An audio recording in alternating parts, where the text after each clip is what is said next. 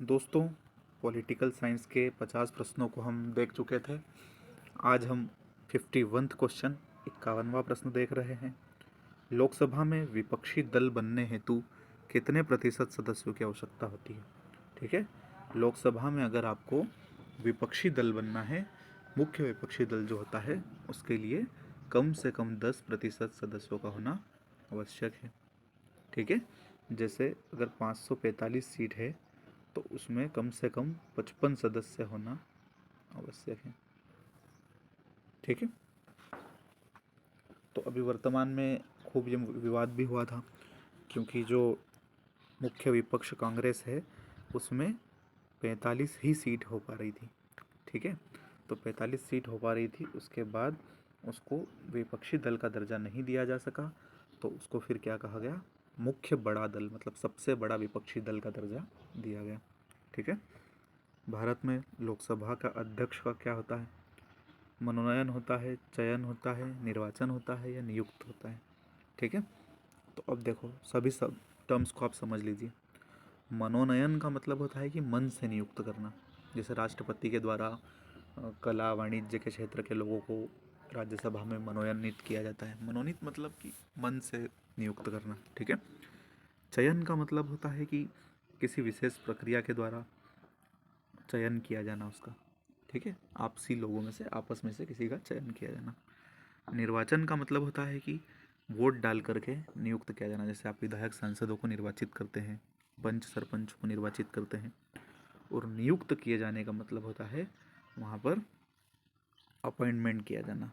ठीक है, नियुक्ति जैसे हो जाती है किसी व्यक्ति की, कहीं राज्यसभा के लोगों की लोकसभा में हो जाती है, लोकसभा के लोगों की कहीं और हो जाती है, तो इसको नियुक्ति कहते हैं। जैसे अभी चुनाव के संबंध में अगर हम बात करें तो अब सब शासकीय कर्मचारी जितने भी हैं सब चुनाव आयोग के अंतर्गत नियुक्त हो गए हैं। ठीक है, तो इसका जो होगा वह चयन किया जाता है, क्योंकि लोकसभा के जो सदस्य होते हैं वो आपस में एक अपने प्रतिनिधि का चयन करते हैं जो लोकसभा का अध्यक्ष होता है।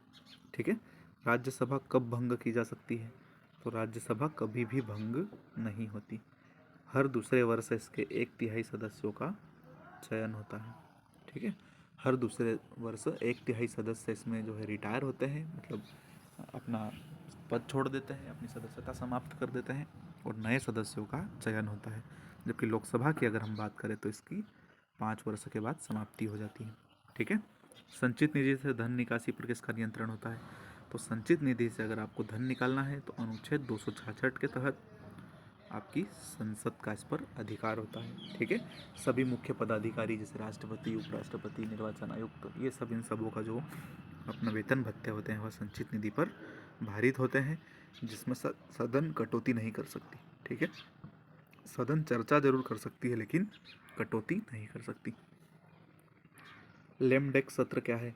तो लेम डेस्क सत्र का अर्थ होता है कि एक चुनाव के बाद जब दूसरे चुनाव होते हैं तो ऐसे प्रतिनिधि, ऐसे सदस्य जो अगले चुनाव के लिए क्वालिफाई नहीं कर पाए हैं, मतलब इस चुनाव में तो जीते हुए थे लेकिन अगले चुनाव में वह चुनाव हार चुके हैं, तो उनका जो विदाई समारोह होता है उसको लेम डेस्क सत्र के रूप में जाना जाता है। ठीक है, तो चुनाव में हारे हुए सदस्यों की अंतिम बैठक।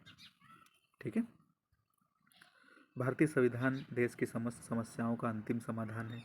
बात तो सही है एक तरह से, क्योंकि अनेक प्रावधान विदेशों के संविधान से लिए गए हैं। देखो, अनेक प्रावधान विदेशों से लिए तो गए हैं, लेकिन इसलिए समस्या का समाधान नहीं है कि विदेशों से लिए गए हैं। ठीक है, तो दोनों सही है लेकिन व्याख्या सही नहीं है। ठीक है, अगर आपको किसी भी प्रकार की समस्या होती है तो आप उसका समाधान संविधान में ढूंढ सकते हैं। ठीक है, भारत को गणतंत्र क्यों कहा जाता है? तो गणतंत्र का अर्थ है कि भारत में राष्ट्राध्यक्ष मतलब राष्ट्रपति का जो चुनाव होता है वह जनता के द्वारा होता है, न कि वह वंशानुगत होता है। तो क्योंकि राष्ट्रपति जो है वह वंशानुगत नहीं है, इसलिए यह एक गणतंत्र है। ठीक है, कौन सा कार्य एवं शक्ति लोकसभा अध्यक्ष की नहीं है? ठीक है, संयुक्त बैठक की अध्यक्षता करना तो है। लोकसभा में संविधान की अंतिम व्याख्या करना, देखिए अगर संविधान की अंतिम व्याख्या का प्रश्न होगा तो वह न्यायपालिका का अधिकार है, सर्वोच्च न्यायालय का अधिकार है। लेकिन लोकसभा में अगर किसी प्रकार की निर्णय लेना है या संविधान की व्याख्या का प्रश्न है तो फिर वह लोकसभा अध्यक्ष इसका निर्णय कर सकता है। कोरम के अभाव में सदन स्थगित करना, कोरम मतलब 1/10 सदस्य अगर वहाँ पर उपस्थित नहीं हुए तो जो है वह सदन स्थगित हो जाएगा। विपक्ष के नेता के आधार पर आग्रह पर गुप्त बैठक बुलाना, तो ये बात गलत हो जाएगी। ठीक है, तो कौन सा कथन असत्य हो जाएगा? विपक्ष के नेता के आग्रह पर वो बैठक नहीं बुलाता है। ठीक है। प्रोटेम स्पीकर के संदर्भ में सत्य कथन चुनिए। तो प्रोटेम स्पीकर जो होते हैं वह पुराने और नए अध्यक्ष के अंतराल को पूरा करते हैं। सही बात है, क्योंकि जब तक लोकसभा में नया कोई अध्यक्ष नहीं बैठ जाता तब तक वहाँ पर सदन का जो वरिष्ठ सदस्य होता है वह प्रोटेम स्पीकर की भूमिका निभाता है। नए अध्यक्ष के चुनाव के बाद इसकी भूमिका समाप्त हो जाती है। ठीक है, पुरानी लोकसभा का वरिष्ठ सदस्य होता है। तो यह बात भी आपको प्रथम दृष्टया तो सही लग रही है। ठीक है, तो ये बात भी सही है। इसकी नियुक्ति लोकसभा सदस्य करते हैं, तो ये बात गलत हो जाएगी, क्योंकि इसकी नियुक्ति करने की तो कोई बात ही नहीं होती है। और यह नए अध्यक्ष का चुनाव करता है, तो ये भी गलत हो जाएगा, क्योंकि नए अध्यक्ष का चुनाव प्रोटेम स्पीकर नहीं करता बल्कि अन्य सभी सदस्य करते हैं। ठीक है, मिलकर सब अपने अध्यक्ष का चुनाव करते हैं। तो 1 और 2 इसका सही उत्तर। राज्यसभा के प्रथम उपसभापति कौन थे? तो आपसे राज्यसभा के पूछा गया है तो SV कृष्णमूर्ति राव थे। ठीक है, केंद्रीय विधायिका साधारण विधेयक पारित करने की प्रक्रिया के दौरान द्वितीय सदन 6 माह तक कार्रवाई न करे तो क्या होता है? ठीक है, तो केंद्रीय विधायिका जो है साधारण विधेयक पारित करने की प्रक्रिया के दौरान यदि द्वितीय सदन 6 माह तक कार्रवाई नहीं करे तो विधेयक का क्या होगा? तो विधेयक जो है वह संयुक्त बैठक में चला जाएगा। ठीक है, अगर कोई एक सदन द्वारा पारित हो गया और दूसरा सदन उस पर कोई एक्शन नहीं ले रहा है तो फिर वह संयुक्त बैठक के अंतर्गत चला जाएगा। ठीक है, असत्य कथन को चुनना है आपको।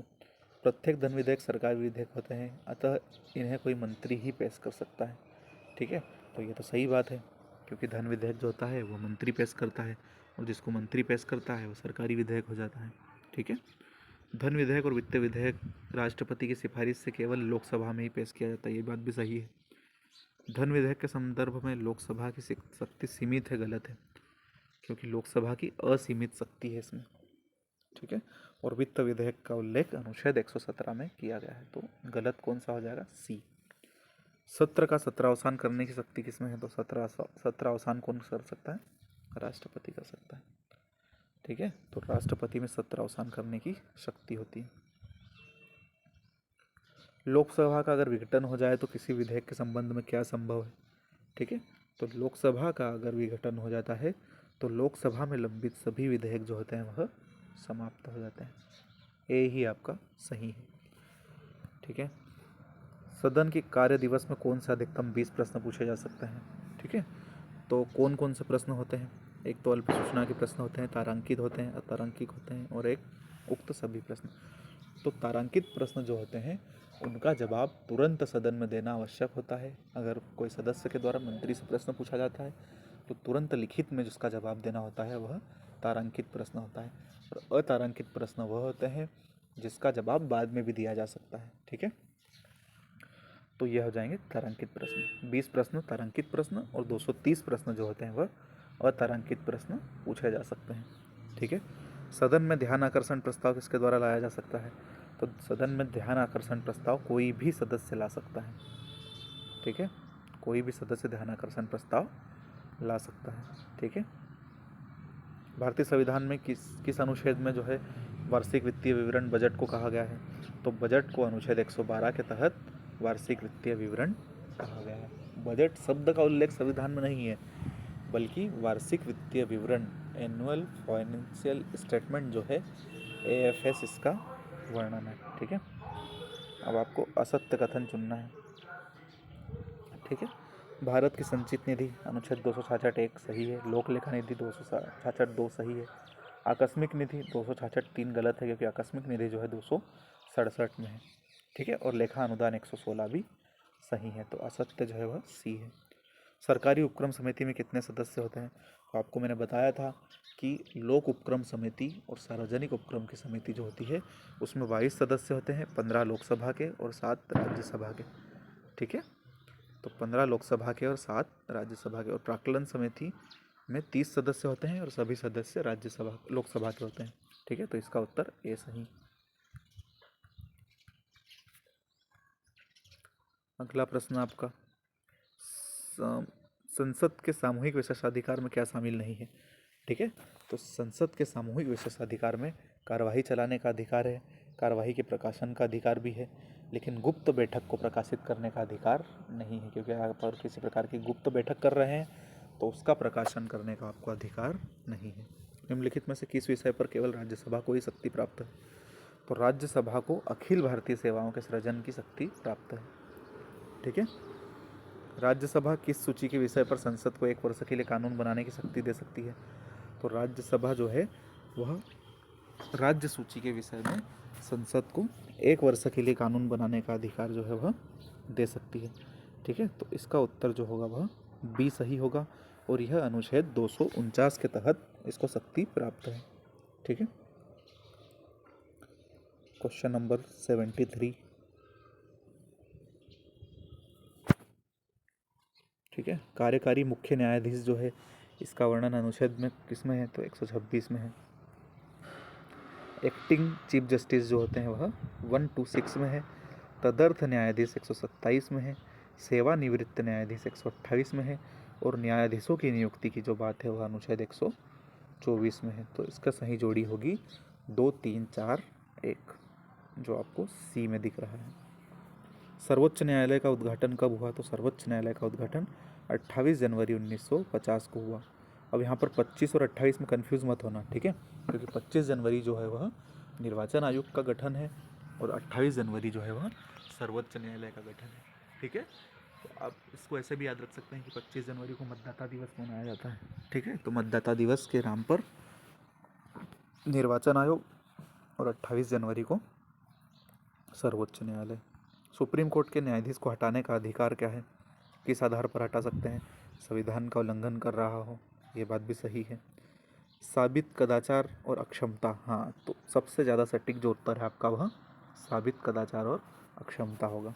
तो सुप्रीम कोर्ट के किसी न्यायाधीश को हटाने का अधिकार साबित कदाचार और अक्षमता के आधार पर आप उसको हटा सकते हैं। ठीक है, और इसको हटाए जाने की प्रक्रिया जो है अनुच्छेद 61 में दी गई है। ठीक है, अनुच्छेद 72 में क्षमादान दिया गया है। तो ये 2 अनुच्छेद भी आपको बहुत अच्छे से याद रखना है। ठीक है, थैंक यू।